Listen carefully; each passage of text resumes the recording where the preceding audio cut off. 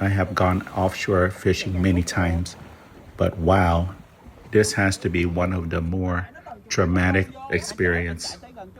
While we were cruising offshore, we noticed a capsized boat. Our first concern was to make sure everyone was okay.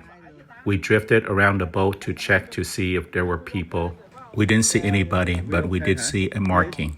The marking has CGOK, which stands for Coast Guard, everything is okay. This could have ended up very badly, but fortunately, it appears that they were rescued by the Coast Guard. If you are ever in this situation, put on your life jacket. Call the Coast Guard on channel 16.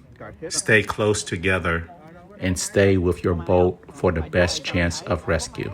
Cái máy nó mới xuống vậy chứ. Yeah, máy kìa, hai cái chân vịt kìa, sáng bung lên kìa. Nó chèo mà Tuấn. CG OK. Chắc có người Coast Guard ok. Baby Coast Guard OK. Có nghĩa là tàu này nó đáy rồi. Yeah, nó đặt Trời ghê quá. đồ cái tàu này bự dữ lắm em. Yeah, hai người.